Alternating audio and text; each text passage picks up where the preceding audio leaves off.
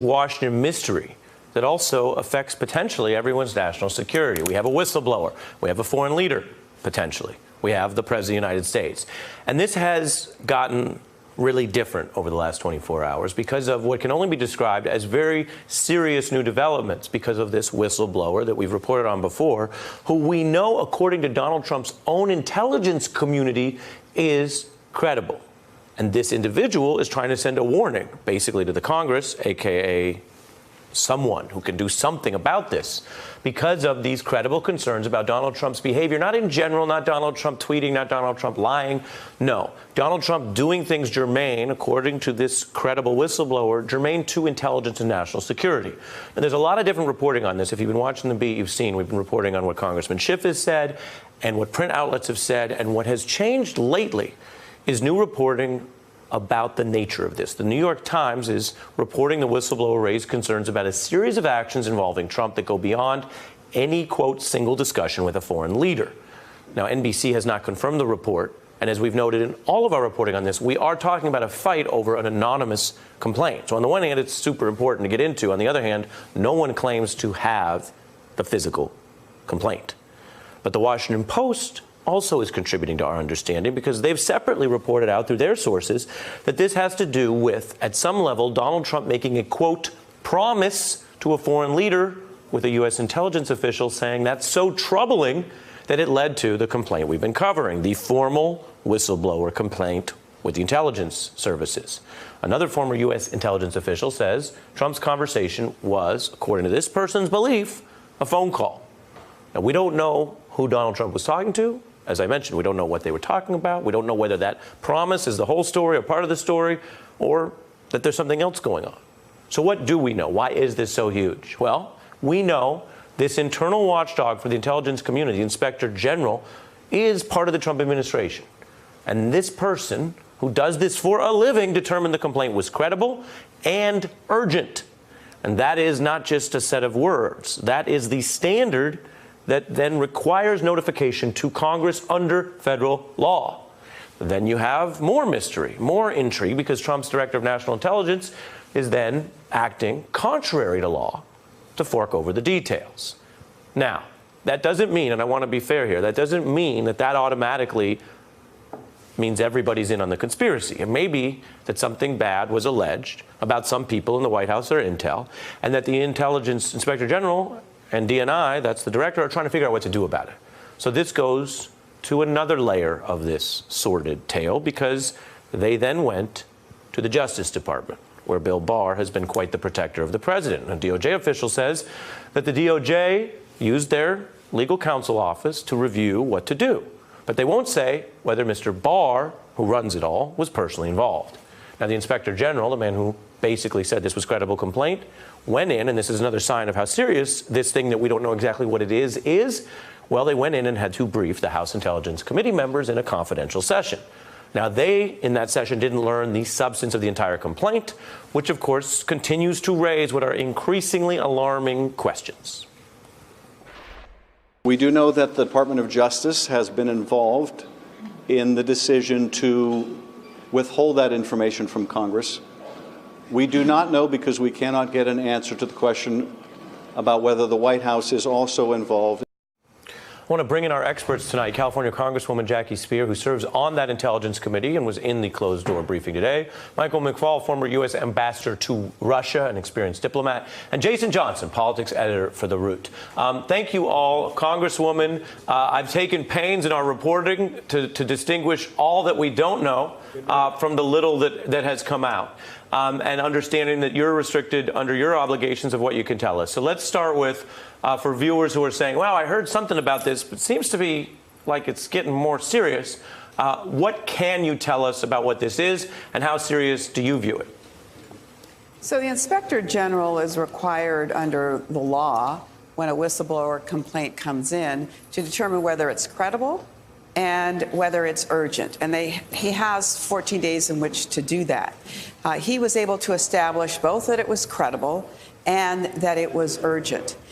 It was then communicated to the DNI, and he was, within 7 days, supposed to make sure that the House and Senate Intelligence Committee would gain access. to that information and to that complaint. The DNI did not do that. And basically, it took the Inspector General some time to figure out that he wasn't going to do that. And so it was the Inspector General who then communicated with Congressman Schiff, again, as chair of the committee, that there was this serious allegation that it was urgent. And urgent is a really important word to focus on. Urgent means it's impacting our national security. It is at the highest level of concern. So that is why so many of us are deeply troubled by the actions that have taken place. Can I ask you, just on that point you raised, if they blow through these deadlines under federal law, are they in violation of the law right now tonight? Yes, they are in violation of the law, but as we have found over and over again, the penalty is not inscribed in the law, and it will take years probably to be able to process this through the courts to get access. So holding someone in contempt here, in civil contempt, in my view, is not going to be acceptable.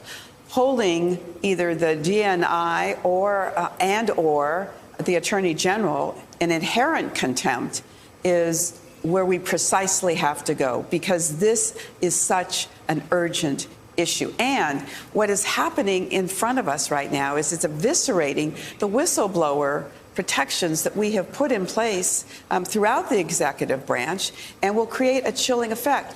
By virtue of going to the Attorney General, what happened is this particular whistleblower has lost all the protections that we inscribe in the whistleblower law, because the AG is saying that this doesn't come under whistleblower protection. So I'm deeply concerned about protecting the whistleblower from reprisals. Well, that's such an important point you make, because it seems like they're building the case potentially against the person looking for the loophole rather than doing what these laws are intended. And Ambassador, let's be clear, we're not talking about somebody running to the New York Times or the cameras or leaking, which this administration, but in fairness, many administrations struggle with and complain about. This is someone who claims they saw something that the Congresswoman just detailed for us, the level of urgency, and then went through the process they're supposed to go through.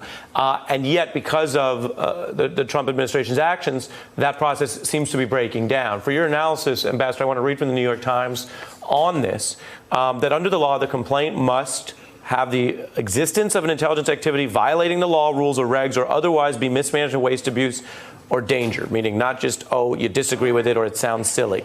Donald Trump enjoys broad power as president to declassify intelligence secrets, to order the community to act and otherwise direct the conduct of foreign policy as he sees fit. What do you take as the significance of that very high bar that, according to the IG, has been potentially violated?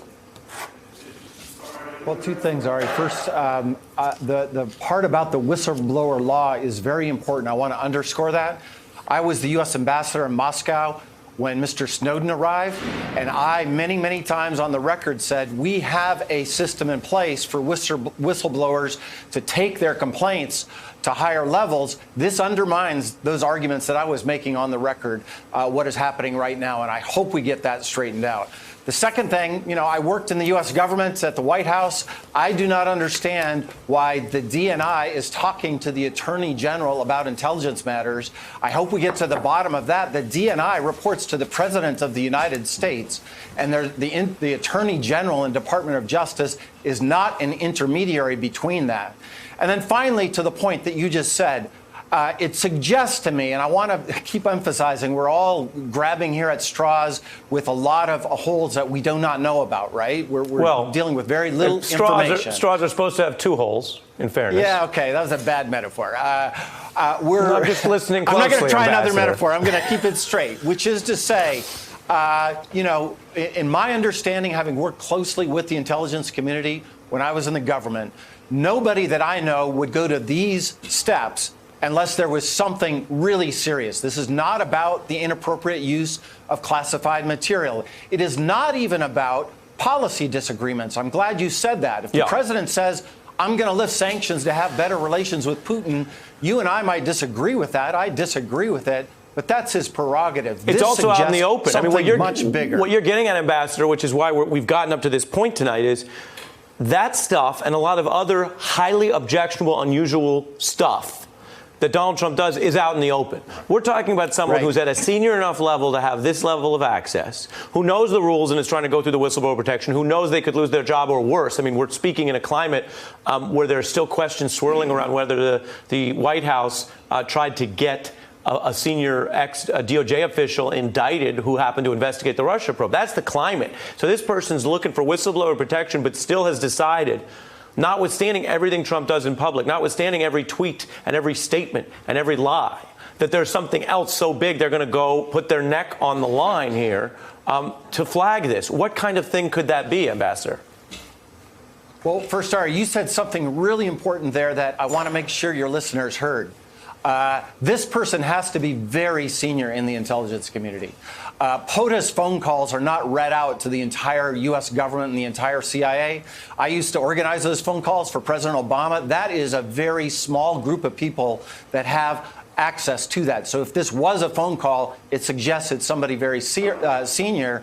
And second, I think it points to either criminal behavior, and again, I'm speculating here, or some threat to a key asset to the intelligence community. Wow. To be so motivated to take this extraordinary act, it has to be something extraordinary. And in my mind, it's in one of those two buckets. Wow. Congresswoman, before I let you go, what comes next out of the Congress on this? Well, we will be having an open hearing with the Director of National Intelligence next week. But we're going to be pursuing this with great emphasis, because one of the things the Inspector General did say to us, of the 15 cases that he has referred to the House and Senate Intelligence Committees, even though they didn't meet the standards. Historically, that's always been the case. They're always forwarded to us, even when they do not meet the standards. This was the one case where urgency was met. And I think the Inspector General is very anxious to try and get the Attorney General or the Director of National Intelligence to allow him to make the committees aware of what the topic is of this particular complaint. Understood. Congresswoman Spear, thank you so much. Ambassador McFaul, thank you. I turn now to Jason Johnson, who's here with me. I want to broaden out. We have the national security experts, and no shade, but the diplomat and the intelligence committee member know more than us about that stuff. Just a little bit, yes. Having excavated all of that, I want to turn to you on the political science of this and the congressional executive relations, because in a way, this is an echo of the oversight and impeachment debate, but without as much knowledge of what the underlying thing is. What do you do when you get defiance? Exactly. So that's a very good question, all right, because the issue here is, look, we don't know what this promise was. And there's been other reporting that says that it might include someone beyond President Trump, right? He could have said something like, hey, I promise that I can get you on this committee at the United Nations. He could have said, Russia, I'll give you Alaska back. We don't know what he did, but we know it was something that people thought was important enough that they had to complain about. Here's the issue here. We have a government that right now functions in a way where not only is William Barr operating as the personal attorney of the President of the United States, he's basically also his cleaner, right? He makes problems disappear. Whenever someone has to talk to William Barr, suddenly we don't find out as much as information. Transparency, honesty, and integrity die when they go to the Department of Justice now. So it falls upon the Oversight Committee to be as aggressive as they can. They can drag people in. They can force people to testify. If someone doesn't want to testify, they can call the sergeant at arms and put them in the little jail underneath the Congress. That is the kind of behavior that we have to see from the Oversight Committee. And sometimes it almost sounds like resistance fan fiction when you put it that way, or an episode of 24 or whatever tangled analogy you want to use. Right. I hit McFaul on the straw thing. But I do a lot of bad analogies myself. It's okay. But when you get beyond the fan fiction, you actually are saying, no, the record suggests that they will push as far as possible. Exactly. Whether it's defying the subpoena or sending Lewandowski in to act in a way that, according to reports about Speaker Pelosi today, that she thought that was contemptuble, and saying hold him in contempt. And what do you do then? How do you respond to that? Because they're just seeing what they can get away with. Well, and that's the whole point, all right? Like, I'm not part of the resistance. I'm not a Democrat. I'm just an American citizen who's concerned about the fact that our government is basically doing whatever it wants under this administration. Congress has power. They have both political power and they have functional power. They have an oversight constitutional responsibility. There is a reason that you can hold people in contempt. There's a reason that there is a jail. It is to embarrass, to shame, and force an administration to follow the laws that are on the books. And at the end of all this, which is the most dangerous, is if this issue was considered urgent, the longer it takes before oversight gets to find out what's really going on and who was involved, this urgent issue could become more dangerous. Right. That's why it's important for Congress to be more aggressive.